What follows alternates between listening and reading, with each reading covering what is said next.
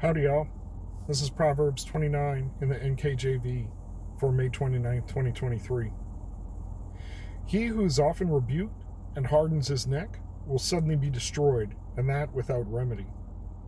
When the righteous are in authority, the people rejoice, but when a wicked man rules, the people groan. Whoever loves wisdom makes his father rejoice, but a companion of harlots wastes his wealth. The king establishes the land by justice, but he who receives bribes overthrows it. A man who flatters his neighbor spreads a net for his feet. By transgression, an evil man is snared, but the righteous sings and rejoices. The righteous considers the cause of the poor, but the wicked does not understand such knowledge. Scoffers set city aflame, but wise men turn away wrath. If a wise man contends with a foolish man, whether the fool rages or laughs, there is no peace. The bloodthirsty hate the blameless, but the upright seek his well-being. A fool vents all his feelings, but a wise man holds him back. If a ruler pays attention to lies, all his servants will become wicked. The poor man and the oppressor have this in common: the Lord gives light to the eyes of both. The king who judges the poor with truth, his throne will be established forever. The rod and rebuke give wisdom, but a child left to himself brings shame to his mother. When the wicked are multiplied, transgression increases, but the righteous will see their fall. Correct your son, he will give you rest. Yes, he will give you delight to your soul. When there is no revelation, the people cast off restraint, but happy is he who keeps the law. A servant will not be corrected by mere words, for though he understands, he will not respond. Do you see a man hasty in his words? There's more hope for a fool than for him. He who pampers his servant from childhood will have him as a son in the end. An angry man stirs up strife, and a furious man abounds in transgression. A man's pride will bring him low, but the humble in spirit will retain honor. Whoever is a partner with a thief hates his own life. He swears to tell the truth, but reveals nothing. The fear of a man brings a snare, but whoever trusts in the Lord shall be safe. Many seek the ruler's favor, but justice for man comes from the Lord. An unjust man is an abomination to the righteous, and he who is upright in his way is an abomination to the wicked. The righteous and the wicked are diametrically opposed, What we see as wicked, they see as righteous, and what we see as an abomination, they see as righteous. So, I probably said that backwards. That's how it feels. I'm slipping today. Slipping, y'all. So, who's often rebuked and hardened his neck will suddenly be destroyed. Don't let me be hard to being rebuked. I have strong opinions. I'm up for debate. I don't just assume authority. So, I feel like I need to watch myself as far as my spirit goes and be open to rebuke, and I'm constantly trying to listen. So where is it? Scoffers set a city aflame, but wise men turn away wrath. Like people who don't believe in absolute values and everybody can do anything or be anything, those kind of people set cities aflame. Do you mean literally like a target, or do you mean figuratively, like the population is unwell? And are they the same eventually? Is one the logical end of another? Deep thoughts with Cheetah. If a wise man contends with a foolish man, whether the fool rages or whether he laughs, there's no peace. Meaning, it's like grasping something oily. Like even if they know you're right, they will laugh at you, or they will just get angry with you. They're not going to accept what you're trying to give them. That's why you shouldn't argue with fools. Just don't waste your energy. A fool vents all his feelings, but a wise man holds them back. This is for me today. This isn't necessarily for you. You know what I mean? This is my study, and you're watching if you happen to be. At 29:11, man. So I gotta constantly take a deep breath. Otherwise, I can get the words out very quick, and you can't take them back. So you need to watch what you say. You need to watch how you say it, your tone, your temperament. And by you, I mean me. So don't sweat it. Just learn from my example, my mistakes.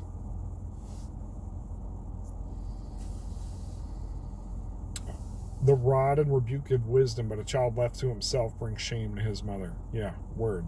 So if you just like want to be friends with him and just let him do whatever, I think we all know people who had that kind of parent, and or parents who just want to do their own thing. Right now there's a bunch of memes and videos going around about like, school's out, see to yourself if you want to have a good summer. Don't bother me at all. Don't speak to me. Snacks are in the cabinet. I'm not cooking. What? Coming from somebody who left a career that they studied his whole life for because the kids were the priority, to homeschool them and to raise them. What? You don't see him for 8 to 10 hours a day because school, commute, work, whatever. So you don't see them most of the day. And then when you finally get, 2-3 months with them, you don't want anything to do with them?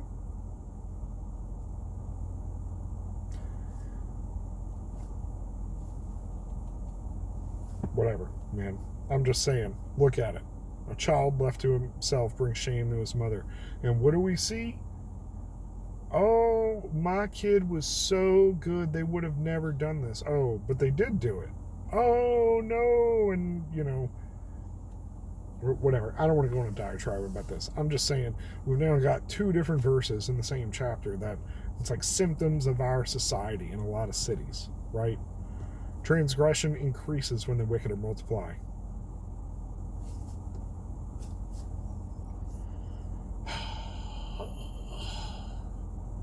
Do you see a man hasty in his words? There's more hope for a fool than for him. Same thing. Hold your breath, hold your tongue.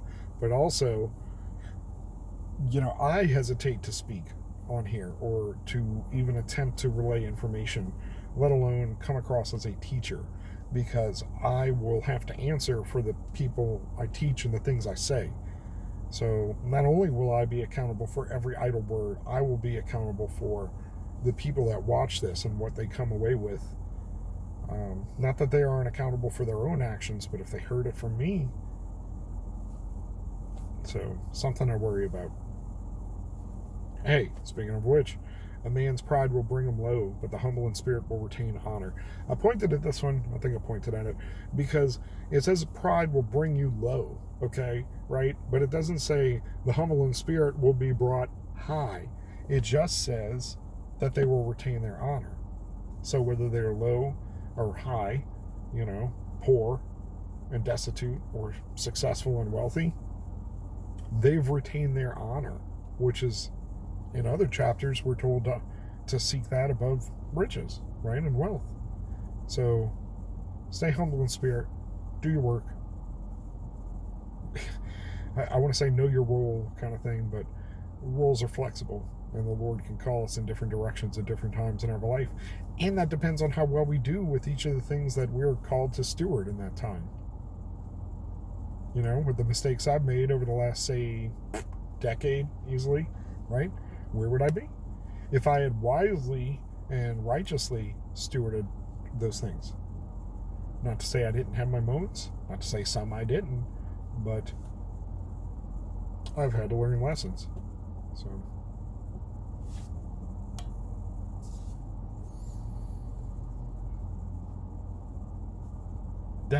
this is the way this ends, man.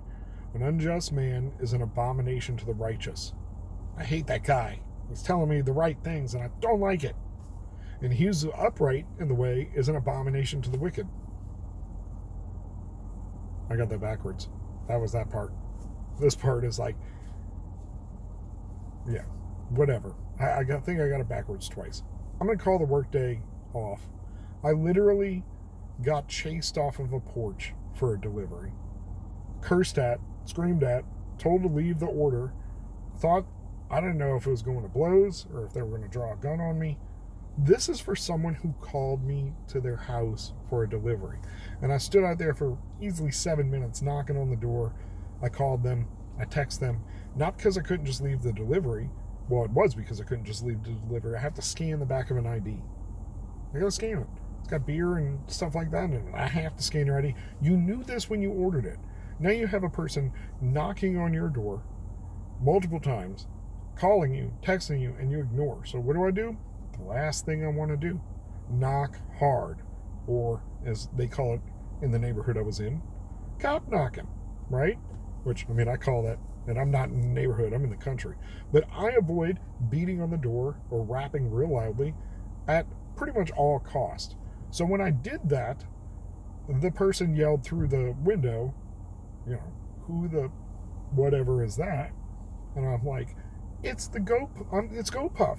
I've got to scan your ID. And then it was on. So a girl opened the door. I scan her ID. I should have kept my trap shut. See, I should have kept my trap shut. I told her, I was like, ma'am, I've called you. I text you. I've been knocking on your door. I've been standing out here. And she said, sorry. And I said, I'm just telling you because for a driver, I don't make very much money. And time is money. So me standing here and I'm sorry. But she got loud and indignant. And it's like, okay. So then during this, a larger person, a gentleman, is now standing behind her with the crazy eyes. I'm thinking drunk. And is now screaming at me like, what you banging on my door for, blah, blah, blah, blah. It was ridiculous. And then, because I got a loud voice back with him, then it was time to keep going. So the rest of the people in the house, because this was an order with cups and drinks, and it was a party order. Everybody else comes out the house. So I'm assuming like we're about to fight for spectators, which I ain't trying to fight you. You called me here as a service. And then it's like, leave it, just leave. Because I'm like, here, I got 3 bags. It's such a large order. I'm like, I got cases of water. I got packs of beer and stuff in my trunk, in my rear seat. So I'm like, I'm just trying to get your order to you. I just want to give you your order. And then they're like, don't even come back. It was crazy. It was crazy enough. And then the guy chased me across the block, a house or 2 down, across the street, and is like coming behind me. So I think like, yeah, he's gonna hit me. And then when I reached in, I think he perhaps thought I was reaching for a firearm. So he backed up, but was still like going back and forth, like sharpening me. And I'm like, I'm not trying to yell at you, sir. I'm here because you called me. I'm just trying to do my job and get in and get out. And everybody's, now everybody's yelling at me. Like, I don't want to be here. So I told him, like, I'm in the service industry. I'm here to serve you. I'll carry the stuff to your porch, no problem. Well, that wasn't good enough. So I stocked 2 cases of water on him, and the beer, and the whatever 6-pack, 12-pack of Bacardi or something like that. And it's slipping off his hand. So I'm like, sir, please let me help you. And he's still cursing at me. So then he's cursing at the kid to come and help him before he drops it.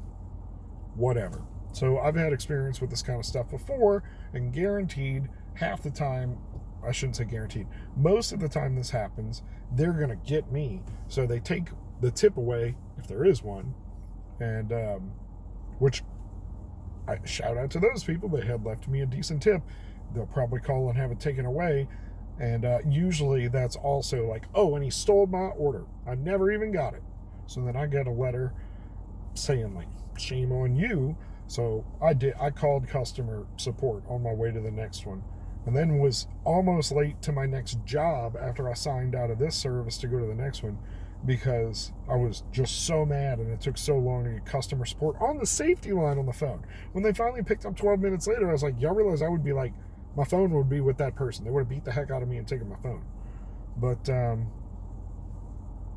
whatever. Then the next lady, like, she's another customer that's frequent, and saw I was kind of distressed and wanted to give me a hug. So I accepted the hug gracefully and took that, and then hightailed it across town. And I just let them know, because it was like, we'll ban this customer. I was like, I don't need you to ban him. I've delivered to these people before. I know this address, but this was wholly inappropriate. And if I did something, support would reach out to me and ask about it. So in this case, I'm just asking that you reach out to them and tell them, like, this was wholly unnecessary. I don't need them banned. It's a party day. Everybody's drinking. I get it. Just let them know, don't do this again, to me or any other driver. Because it was also getting abusive with, like, basically what a trash, disrespectful DoorDash driver I am, and this, that, and the other. So, rant over, I guess. I just needed to get that out. I'm gonna go home, enjoy some more sunlight. I think the garden's already been watered. Go enjoy my garden. Go enjoy my family. And, yeah, have a happy Memorial Day. Be blessed.